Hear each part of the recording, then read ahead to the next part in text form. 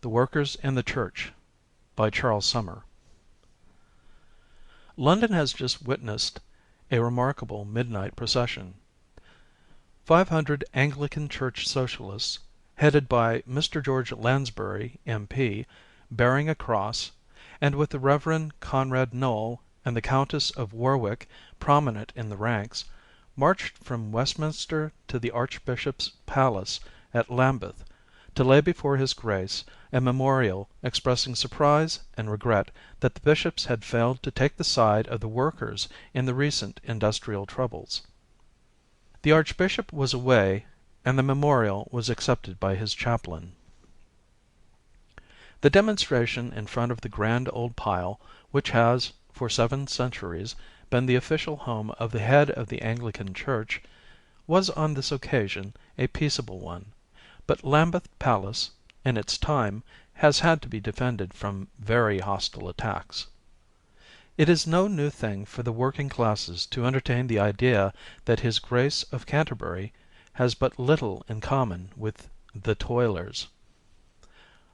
Lambeth Palace entertained, with magnificent hospitality, Plantagenet, Tudor, and Stuart kings.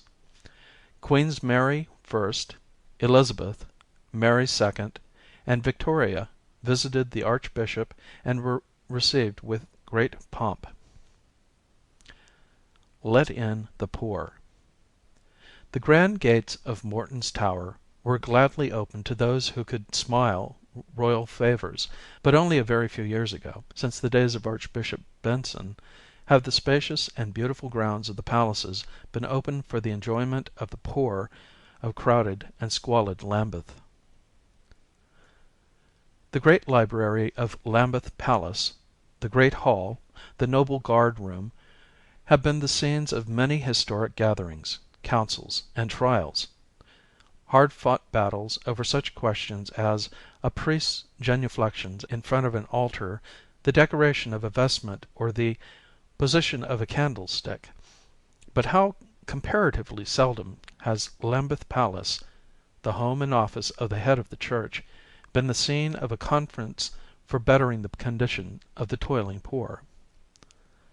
Garden parties for the dwellers of the West End have been many under the shadow of the Lollards' Tower, but it took years of agitation to convince the head of the Church that the green and broad acres of Lambeth Palace, seldom used by His Grace of Canterbury, who had another beautiful palace at Addington, would be a boon and a blessing to the children of those who toiled in the potteries, the ironworks, and soap factories of murky Lambeth.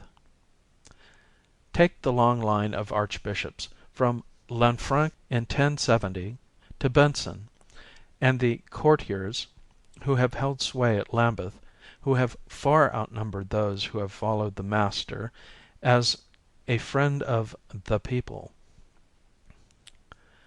Names spoken reverently. Lambeth has had a Stephen Langton, a Henry Chicheley, a Whitgift, a Tillotson, a Howley, and a Tate, names to be spoken with love and reverence. But some of these had hard work in doing good to atone for the mischief wrought by a Laud who saw eye to eye, and worked hand in hand with those who tried to murder English liberty.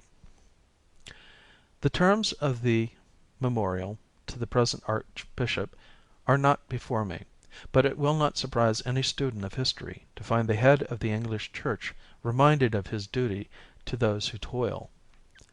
Lambeth has been the scene of a very peaceable demonstration, but there have been episodes of violence in its history. Archbishop Boniface, who had committed an outrage, on the prior of St. Bartholomew's, Smithfield, had to repel a regular siege by excited Londoners. The followers of Wat Tyler, who was not such an awful rebel as some historians have painted him, attacked the palace, and, to their honour, some 500 London apprentices held a very hostile demonstration at Lambeth against the obnoxious Laud. In 1780 Lambeth Palace suffered from the followers of the fanatic Lord George Gordon, and the Archbishop and his family had to beat a hasty retreat across the river. The present head of the church has but recently read the clergy a lecture on the signs of the times. He has the wisdom to see that the church, to hold its position, must take cognizance of the problems of everyday life, and that fact will certainly be brought home to him by the midnight visit of a band of people who, although their methods are unconventional, must have the excuse and be given the credit of being deadly in earnest. Give me the money that has been spent in war, and I will clothe every man, woman, and child in an attire of which kings and kings would be proud. I will build a schoolhouse in every valley over the whole earth. I will crown every hillside with a place of worship consecrated to the gospel of peace.